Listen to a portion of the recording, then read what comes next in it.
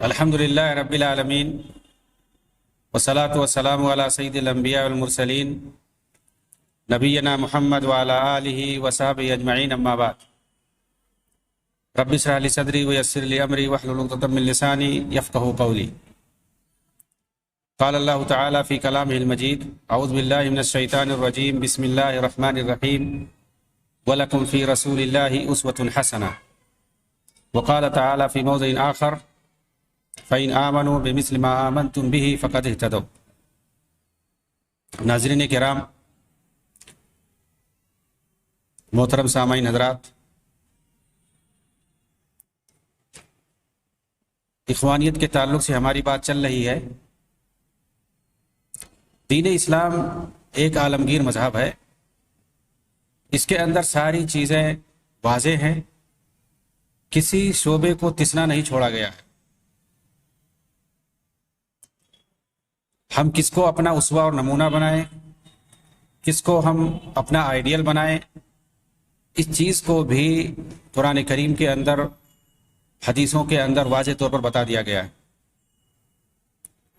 وَلَكُمْ فِي رَسُولِ اللَّهِ أُسْوَةٌ حَسَنَةٌ، سب سے بہترین اسوہ اور نمونہ تمہارے لیے اللہ کے رسول ہے۔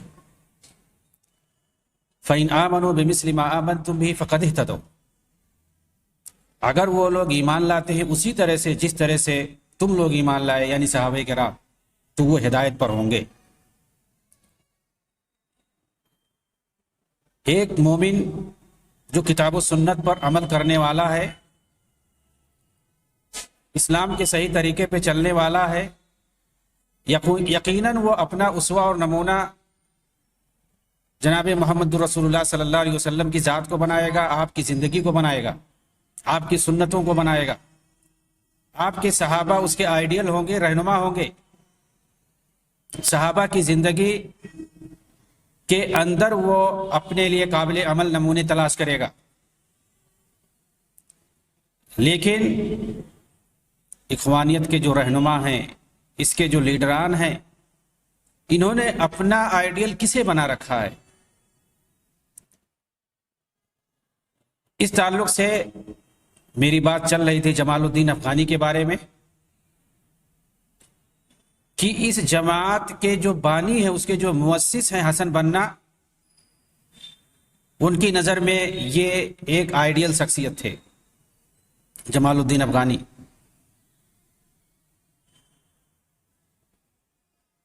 ان کے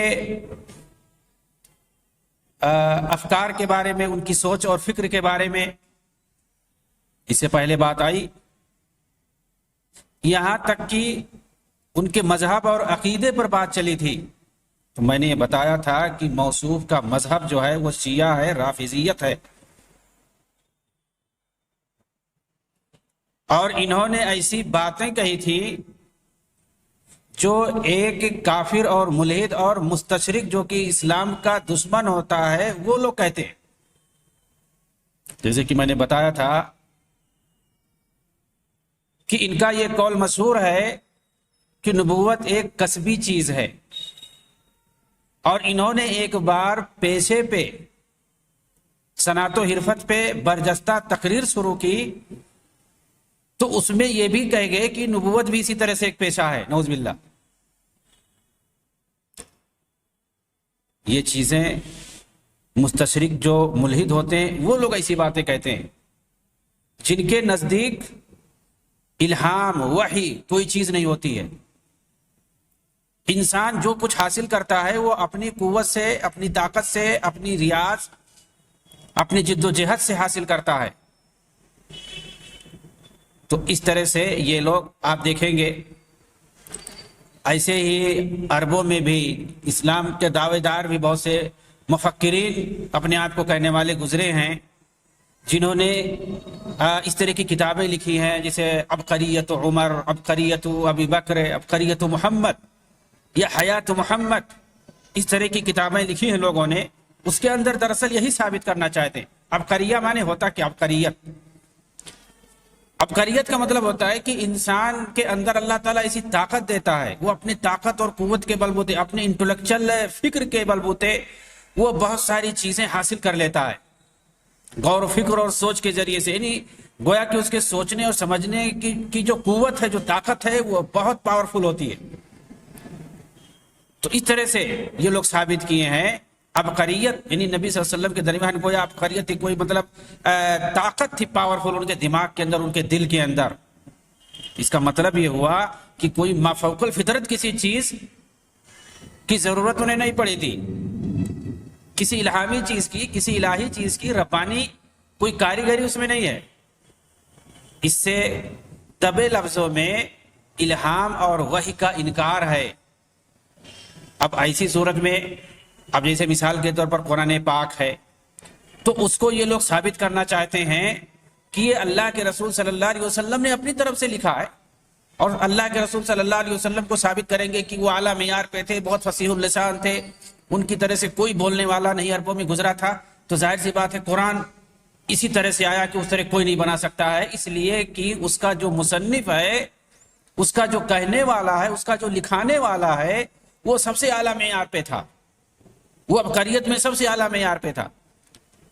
نبی صلی اللہ علیہ وسلم کی تو ایک طرف تعریف کرتے ہیں انسانیت کے اعتبار سے، انسان ہونے کے اعتبار سے، لیکن دوسری طرف وہ وحی اور نبوت اور رسالت کا انکار کرتے ہیں، کیونکہ یہ اللہ کا حق ہے، وہ جس کو چاہتا ہے دیتا ہے۔ اللہ تعالیٰ جس کو نبوت چاہتا دیتا ہے، رسالت جس کو چاہتا دیتا ہے، جس پر چاہتا ہے وحی اور الہام کرتا ہے۔ یہ کسی انسان کے بس کی بات نہیں ہے۔ تو اس طرح کی بات انہوں نے کہی کہ نبوت ایک کسبی چیز ہے، انسان اپنی محنت اور مشقت سے حاصل کرتا ہے۔ اسی طرح سے ان کا مذہب جو تھا وہ شیعہ اور رافضی مذہب تھا، جو ڈھکا چھپا نہیں رہے، سب جانتے تھے۔ چنانچہ جمال الدین افغانی کے خالہ زاد بھائی تھے مرزا لطف اللہ خان، انہوں نے اپنی کتاب جمال الدین اسدہ بازی صفحہ نمبر 34 کے اندر لکھا ہے کہ سلطان عبد الحمید کے سامنے، سلطان عبد الحمید ثانی، جس کو کمالیوں نے پکڑ کے قید کر دیا تھا اور اس کے بعد خود قبضہ کر لیا حکومت پہ، 1909 کے اندر ان کو ہٹا دیا زبردستی اور خود قبضہ کر لیا کمالیوں نے، اور اس کے بعد 1923 کے اندر جو خلافت کسی طرح سے قائم تھی ختم کر دیا، اس کے ملغا ہونے کا اعلان کر دیا۔ کمالیوں کا تذکرہ میں اس لیے کر رہا ہوں کیونکہ اس جماعت کا تعلق ان کمالیوں سے بھی ہے۔ اس جماعت کے اندر بہت سارے رہنما اس وقت جو سرگرم تھے، ایکٹیو تھے، وہ لوگ انہی کمالیوں سے ملے ہوئے تھے ترکی کے اندر۔ تو سلطان عبد الحمید کے سامنے جمال الدین افغانی کی حقیقت اس وقت کھل کر سامنے آ گئی جب مظفر الدین شاہ نے ایرانی سفیر علاء الملک کے دستاویز کو پڑھ کر سنایا۔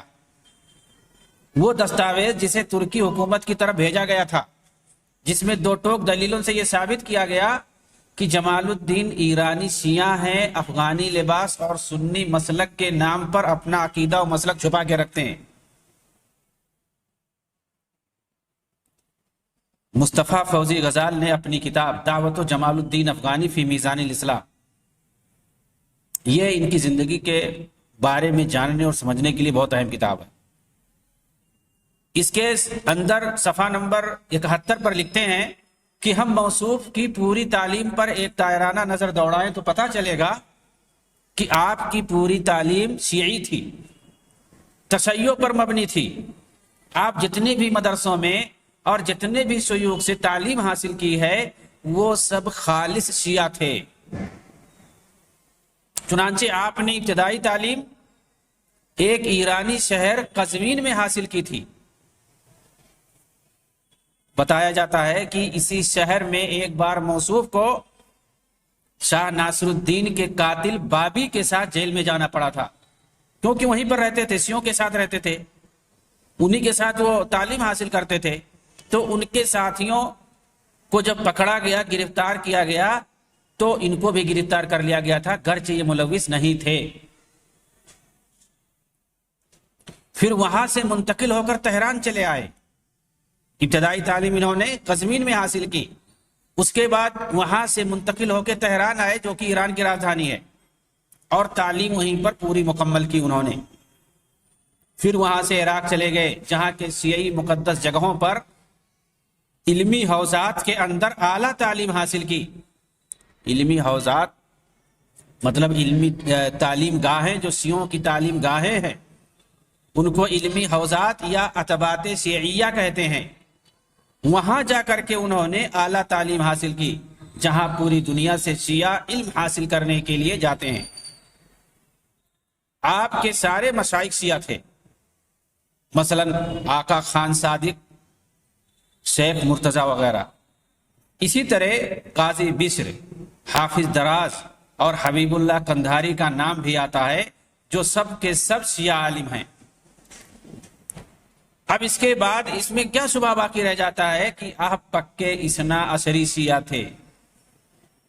اثنا عشری شیعہ جو پکا رافضی ہوتا ہے، سنی مسلمانوں کا جو دشمن ہوتا ہے، صحابہ کرام کا جو دشمن ہوتا ہے، امہات المومنین کو جو گالیاں دیتا ہے، قرآن کو جو محرف مانتا ہے، اس پر موجودہ قرآن پر بھروسہ نہیں ہوتا ہے، اس کو اثنا عشری شیعہ بولتے ہیں. جو 12 اماموں پر ایمان لاتے ہیں. ان کے یہاں نبوت کافی نہیں ہے، نبوت کے بعد 12 اماموں پر یہ ایمان لاتے ہیں. چنانچہ دکتور عبد المنعم محمد حسنین نے اپنی کتاب جمال الدین اسدابادی کے صفحہ نمبر 9 میں پوری صراحت کے ساتھ لکھا ہے کہ موصوف جعفری مسلک کے اثنا عشری شیعہ تھے.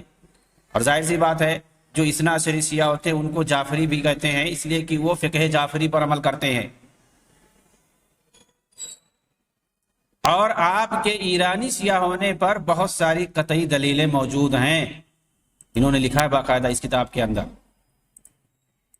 یہاں ایک دلچسپ بات میں آپ کو بتا دوں کہ مدینہ منورہ کے اندر جو اسلامک یونیورسٹی ہے، کہتے ہیں کہ جب اس کا نصاب تیار کیا جا رہا تھا تو وہاں پر فقہ مقارن پڑھایا جاتا ہے، یعنی جو اہل سنت جماعت کے اندر جو تمام فقہ پائے جاتے ہیں سب کو پڑھایا جاتا ہے مقارنہ کے طور پہ. اور اس کے اندر جو راجح بات ہوتی ہے، قرآن و حدیث کے کتاب و سنت کے موافق جو بات ہوتی ہے وہ بتا دی جاتی ہے. دلچسپ بات یہ ہے کہ ایران کو اس سے بڑی تکلیف ہوئی اور ایرانیوں نے سید مودودی اور بعض اخوانیوں کا استعمال کرتے ہوئے وہاں یہ میسج بھیجا کہ بھائی اگر ساتھ میں فقہ جعفری کو بھی ڈال دیا جائے تو کیا حرج ہے فقہ مقارن کے طور پر. اور باقاعدہ سید مودودی نے یہ مشورہ بھی دیا، وہاں پر لیٹر بھیجا کہ جیسے اسلام کے اندر 4 مسالک ہیں، مشہور ہیں، فقہ حنبلی ہے، فقہ حنفی ہے، فقہ شافعی ہے، فقہ مالکی ہے، اسی طرح سے فقہ جعفری بھی ہے.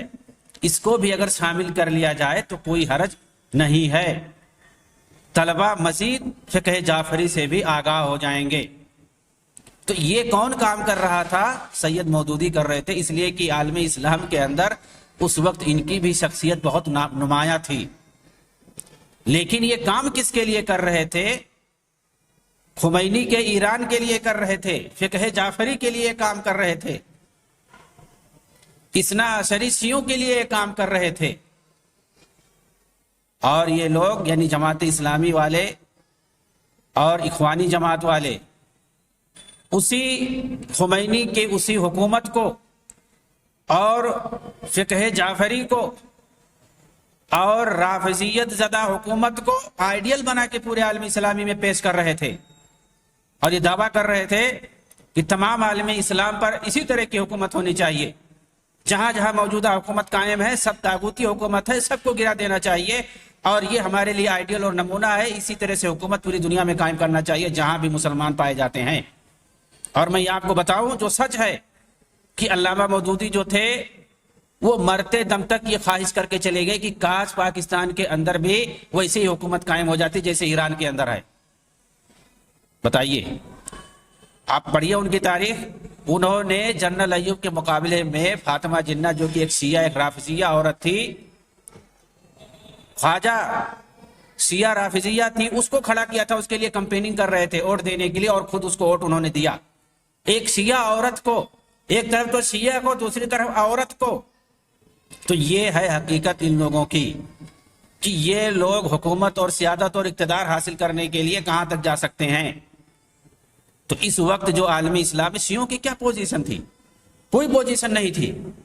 موجودہ دور کے اندر جو شیعہ اس طرح سے غالب دکھائی دیتے ہیں بہت سارے علاقوں میں، بہت سارے خطوں میں اور بہت سارے ممالک میں، یہ انہی جماعت اسلامیوں اور اخوانیوں کی دین ہے کہ ان لوگوں نے میڈیا کے اندر، ان لوگوں نے اکیڈمک ذریعے سے اور ان لوگوں نے اپنی جو ہے لٹریچروں اور کتابوں کے ذریعے سے پھیلایا ان کے بارے میں، ان کو گویا اسلامائز کر کے پیش کیا کہ یہ لوگ بڑے خیر خواہ ہیں، دین اسلام کے یہ لوگ محافظ ہیں، اس طرح بنا کے پیش کیا گیا۔ اسی لیے آج آپ دیکھیں گے جہاں جہاں اخوانی جماعت پائی جاتی ہے وہاں شیعی تنظیم پائی جاتی ہے، وہاں ان لوگوں نے گھسا دیا ہے شیعہ۔ لیکن جب شیعہ جہاں گھستے ہیں صرف دینی تنظیم نہیں بناتے ہیں، وہاں پر عسکری اور فوجی ملیشیا بھی بنا دیتے ہیں۔ تو یہ سب انہی جماعت اسلامیوں اور اخوانیوں کی دین ہے کہ جگہ جگہ پورے عرب ممالک سے لے کر کے افریقہ میں، بر صغیر پاک و ہند کے اندر یہ ہر جگہ پھیل گئے ہیں۔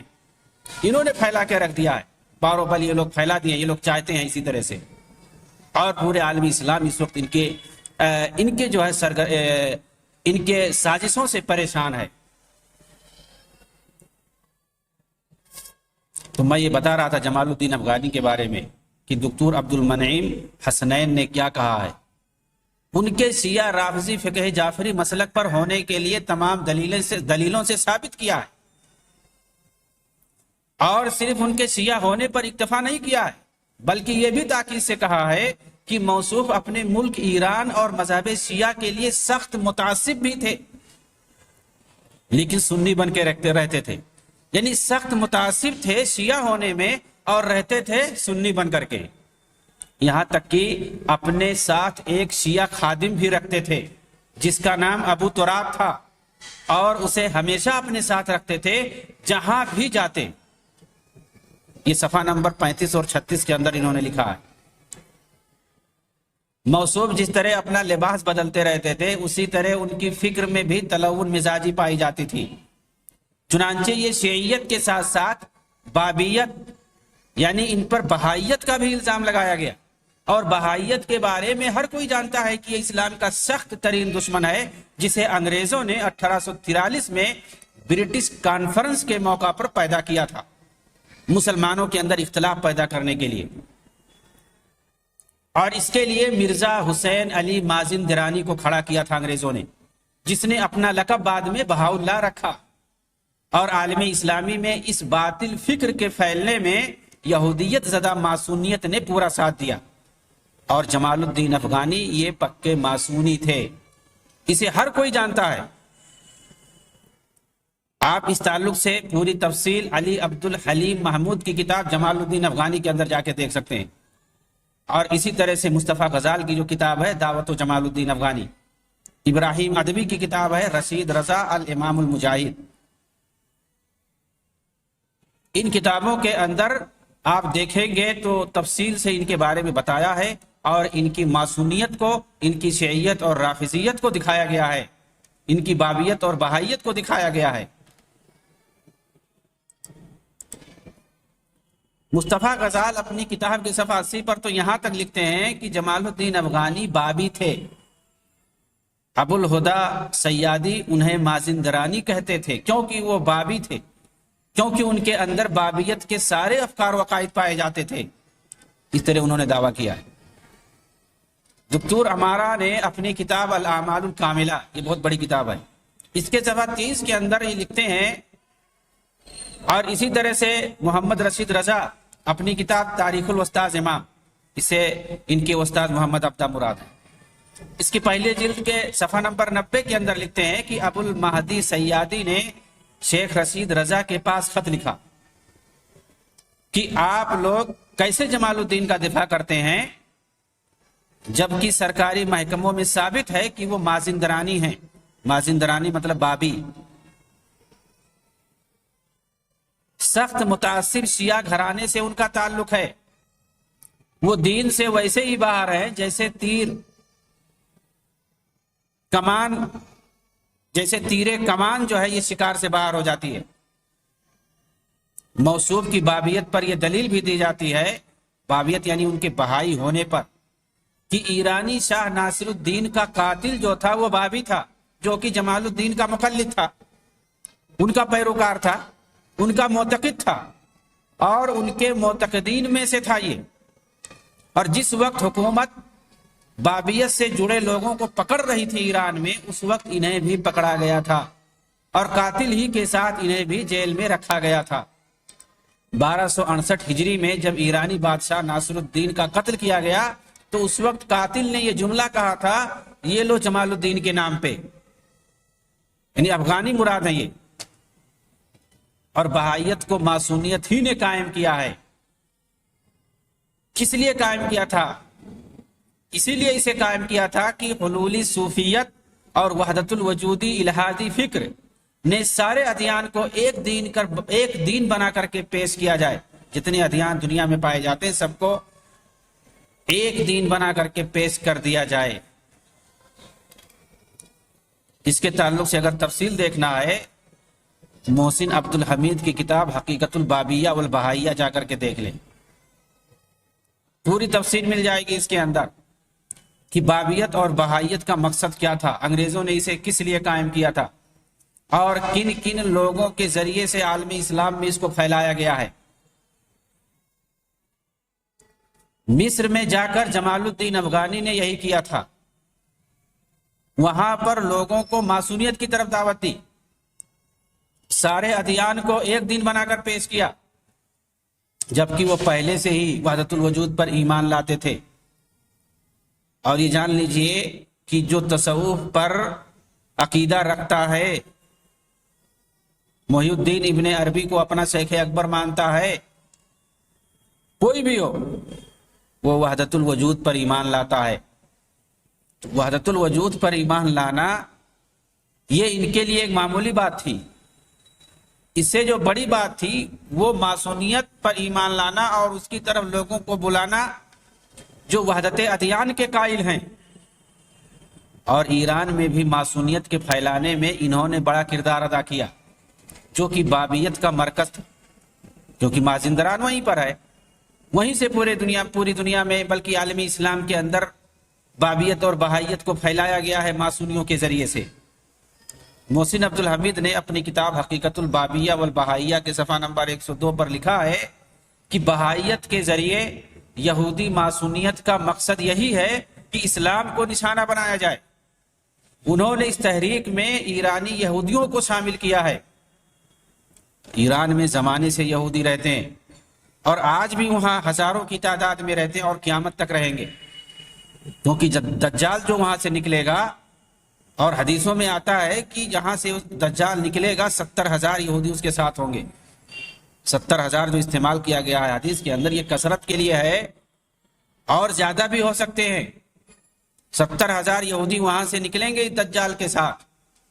لیکن المیہ یہ ہے، سوشل میڈیا پر آپ دیکھیں گے کہ انہی لوگوں میں سے، اخوانیوں اور تحریکیوں میں سے بہت سے لوگ ایسے ہیں جو اس حدیث کو جو صحیح بخاری کے اندر ہے، صحیح کتابوں کے اندر ہے، اس کو مشہور نہ کر کے، اس کو پیش نہ کر کے ایسی روایتیں پیش کرتے ہیں جو موضوع من گڑھت ہیں، ضعیف روایتیں ہیں، جن سے یہ ثابت ہوتا ہے کہ مہدی یہ افغانستان سے نکلیں گے، یعنی جہاں سے دجال کو نکلنا تھا وہاں سے مہدی کو یہ لوگ نکال رہے ہیں، اور مہدی کو جہاں سے نکلنا تھا اور دجال کو جہاں سے نکلنا تھا، ان روایتوں کو یہ لوگ ہضم کر جاتے ہیں۔ تو دجال والی جگہ کو یہ لوگ مہدی والی، امام مہدی والی جگہ قرار دے رہے ہیں، جبکہ صحیح روایتوں میں، صحیح بخاری وغیرہ کے اندر مشہور ہے کہ امام مہدی کہاں سے نکلیں گے، مدینہ کے ہوں گے، وہ مدینہ میں ان کی پیدائش ہوگی اور وہ اہل بیت سے ہوں گے، اور ان کا ظہور ہوگا مکہ کے اندر خانہ کعبہ کے پاس۔ یہ ساری چیزیں مشہور ہیں، موجود ہیں ساری چیزیں، لیکن یہ لوگ من گھڑت روایتوں کو پیش کرتے ہیں۔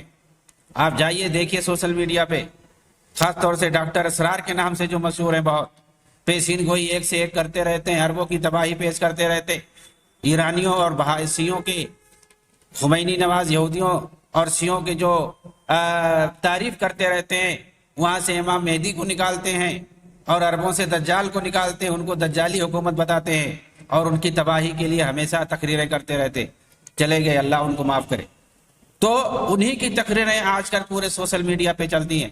یعنی آپ جتنی باطل چیزیں پائیں گے، جو موضوع روایتیں ہوں گی، من گھڑت ہوں گی، جن کا اسلام سے کوئی تعلق نہیں ہے، اسلام کی جو سچی چیزیں ہیں، جو اسلام کا جو سچا جو چہرہ ہے، وہ چیزیں جو ہیں وہ میڈیا میں لانے والا کوئی نہیں ہے، یا اگر کوئی لاتا ہے تو اتنا مشہور نہیں ہوتا ہے. باطل چیزیں زیادہ، پروپیگنڈا والی چیزیں جو ہوتی ہیں وہ زیادہ مشہور ہو جاتی ہیں.